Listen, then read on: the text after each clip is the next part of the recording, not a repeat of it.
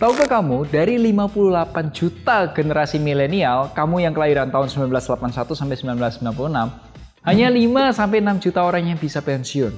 Sisanya 52 juta orang tidak bisa pensiun. Hal ini sesuai dengan riset yang dilakukan HSBC Indonesia tahun 2019 dan survei Asosiasi DPLK tahun 2022-2023. So, gimana solusinya?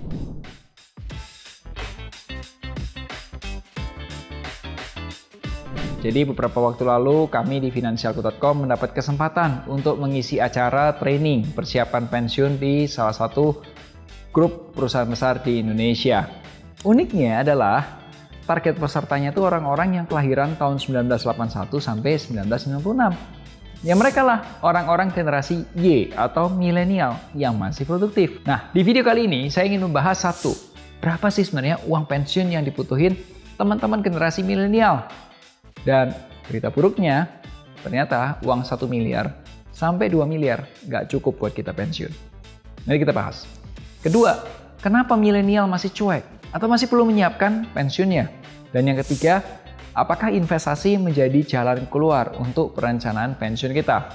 Yuk kita bahas satu persatu. Berapa uang pensiun yang dibutuhkan? Coba pikirin, seandainya di tahun 2025 ada orang pensiun di kotamu atau mungkin di kantor gitu. Let's say di kota Jakarta. Seandainya di tahun 2025 ada orang pensiun di kota Jakarta. Cukup nggak dengan uang 500 juta? Atau mungkin 1 miliar? Cukup nggak? Atau juga 2 miliar? Cukup nggak? Oke. Menurut kamu, berapa uang pensiun yang cukup? Silahkan tulis di kolom komentar, kamu kotanya berapa, kira-kira cukupnya berapa? Let's say, uang yang cukup adalah 1 miliar. Itu sekarang, tahun 2025. Gimana dengan kita? Kita nih yang masih usia 30-an, usia 20-an gitu ya. Di 30 tahun lagi, atau mungkin 40 tahun lagi, saat kita pensiun. Tentu 1 miliar sekarang, itu beda dong nilainya dengan 1 miliar di saat 30 atau 40 tahun yang akan datang. Nah, supaya lebih tepat, kamu sebenarnya bisa ngitung dengan menggunakan kalkulator perencanaan pensiun. Contohnya di websitenya Finansialku.com. Linknya ada di sini. Nih. Pertama kita isi dulu usia saat ini. Ini masukin aja usia kamu berapa. Kemudian usia saat pensiun. Masukkan usia saat pensiun gini. Kita kasih contoh 65 tahun. Kenapa kok 65 tahun? Gini. Setahu saya nih, menurut peraturan dari BPJS TK, Ketenagakerjaan maksud saya, usia pensiun tuh sekarang ini adalah 59 tahun. Oke? Bukan 55, bukan 56, 59. Dan usia pensiun itu akan naik 1 tahun, ya, naik 1 setiap 3 tahun sekali. Dan maksimalnya di usia pensiun 65 tahun. Kurang lebih ini tabel usia pensiun, misalnya kamu pensiun di tahun 2030, maka usia pensiunmu adalah sekitar 60 tahun. Tapi kalau kamu pensiun di tahun 2040-an, maka usia pensiunmu sudah di 64 dan seterusnya. Contoh, tahun 2025, usia saya 36 tahun. Dengan peraturan usia pensiun, maka saya akan pensiun di tahun 2054 dan saat itu usia saya sudah di 65 tahun. Anggap aja kamu belum punya penghasilan apapun, ya. Nah, kamu punyanya adalah uang yang sekarang bisa kamu invest kurang lebih 50 juta dan setiap bulan kamu bisa invest 10 juta rupiah. Kalau kita hitung. Dari hasil perhitungan, ternyata kita butuh dana pensiun mencapai kurang lebih 17,4 miliar. Dengan asumsi inflasi Indonesia di 5% per tahunnya. Lalu gimana cara mendapatkan 17 miliarnya?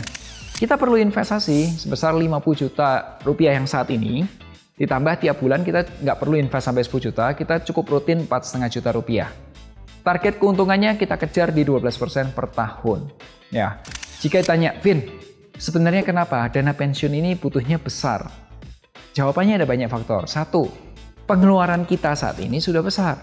Ya, ada kebutuhan lah, ada gaya hidup lah, pokoknya udah besar ya. Kedua, inflasinya ada, dan 5% gede juga. Inflasi itu penurunan nilai uang kita. Dan ketiga, usia pensiun kita itu semakin tua. Dulunya kita pensiun katakanlah 55 tahun, 56 tahun. Nanti one day kita pensiun di usia 65 tahun. Ya emang kamu mau di usia 65 tahun kamu udah pensiun masih kerja bikin bisnis lagi gitu. Ya mungkin sebagian ada yang mau tapi nggak semuanya mau kan.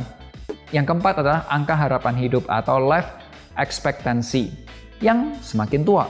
Sekarang ini, rata-rata angka harapan hidup orang Indonesia itu mencapai 72 tahun. Dan kelima, ke depan akan ada penemuan-penemuan baru seperti teknologi, pengobatan, dan lainnya. Tentu aja itu semua membutuhkan biaya yang besar. Nah, Vin, kok kamu bisa bilang 52 juta milenial terancam tidak bisa pensiun? coba guys, kita cerna. Kita perlu menyiapkan uang pensiun 17 miliar. Tidak semudah itu loh. Apalagi jika kita di usia 30-an belum mulai sama sekali, belum gerak sama sekali.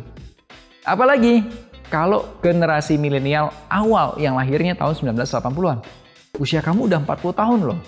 Nah, yuk kita bahas, kenapa kok milenial belum mulai bergerak menyiapkan pensiunnya? Ada banyak alasan. Tapi 3 hal yang paling utama. 1, belum aware. Atau belum sadar ternyata pensiun tuh segede itu.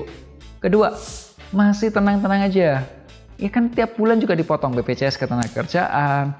Ya juga mungkin ada program pensiun dari perusahaan yang namanya dana pensiun pemberi kerja. Dan ketiga ya memang uang bulanannya juga mepet. Ya antara pemasukan pengeluaran mepet. Masalah pertama, belum aware, itu memang menjadi masalah mayoritas milenial. Makanya di awal video, aku nanya, seandainya tahun 2025 ada orang pensiun di Jakarta, berapa uang pensiun yang dibutuhkan? Kita ini milenial mikirnya, pensiunnya masih jauh. Paling nanti saat kita pensiun butuhnya 2-3 miliar cukup. Jadi kita tenang-tenang aja. Itulah yang namanya, dalam finance itu namanya anchoring bias. Kita melihat senior-senior di kantor yang pensiun tahun ini dan menjadikan angka-angka mereka jadi patokannya kita. Jadi patokannya kita kurang tepat dong. Kan mereka pensiunnya sekarang, kita pensiunnya 20-30 tahun lagi. Masalah kedua adalah kita mengandalkan program pensiun dari pemerintah, BPJS Ketenagakerjaan, dan juga program pensiun dari kantor atau dana pensiun pemberi kerja. Coba deh kamu tanya sama HR kamu, kira-kira berapa uang pensiun yang kamu dapat atau bisa kamu dapatkan ketika nanti pensiun? Nyampe nggak 10 miliar? Coba dihitung. Coba kamu pikir, pensiun kan pensiunnya kita. Lalu siapa yang harus mikirin pensiunnya kita? Negara, perusahaan tempat kita kerja, atau kita sendiri? Terakhir, bisa jadi kamu sudah aware. Kamu udah mau bergerak, mau investasi, tapi uangnya nggak ada. Kenapa? Karena penghasilannya mepet dengan pengeluaran. Kalau masalahnya kamu di penghasilan, bukan dihemat, gedein penghasilannya. Aku nggak akan bahas panjang mengenai cara memperbesar penghasilan. Tonton aja deh online course Income Breakthrough 9 pintu rezeki. Gimana caranya gedein income kamu. Jadi pesan saya adalah gini, pensiunnya kita. Ya kita sendirilah yang harusnya mulai menyiapkan. Negara, perusahaan tempat kita kerja itu sifatnya membantu. Jangan ini yang utama. Nah, jangan sampai masa pensiun kita malah nyusahin anak-anak. Setuju nggak? Kalau setuju, boleh kasih like-nya dulu dong. Lalu, investasinya apa, Vin? Nah, kita bahas. Investasi memang menjadi salah satu cara untuk menyiapkan pensiun. Ya, kalau ditanya produk investasinya apa, jawabannya banyak. Misal, investasi di aset fisik, ada emas, logam mulia, properti bisa nggak? Bisa. Produk-produk investasi pasar modal, ada reksadana, ada obligasi, ada saham, ada dana pensiun lembaga keuangan. Sekarang ada lagi aset digital kayak Bitcoin dan lain sebagainya. Jadi ketika investasi, saya selalu mengatakan jangan cuma lihat return gede, tapi juga pertimbangin risikonya, periode investasinya, likuiditasnya, pajaknya, legalitasnya, dan lain sebagainya. Saran saya, coba mulai buat portofolio investasi yang cocok untuk pensiunmu. Kalau kamu masih bingung cara membuat portofolio investasinya untuk pensiun, kamu dapat berkonsultasi mengenai investasi dengan perencana keuangan Finansialku. Caranya, hubungi nomor berikut ini, boleh juga di WhatsApp, atau juga link berikut ini. Kamu boleh nanya-nanya dulu ke admin Finansialku, cara konsultasinya, harganya, dan apa yang dapat setelah konsultasi. So ingat selalu, hargai kerja kerasmu, share kalau kamu suka video ini. Sampai jumpa di Melek Finansial hari Rabu depan. Akhir kata, make a plan and get your financial dreams come true. Tonton juga playlist perencanaan keuangan.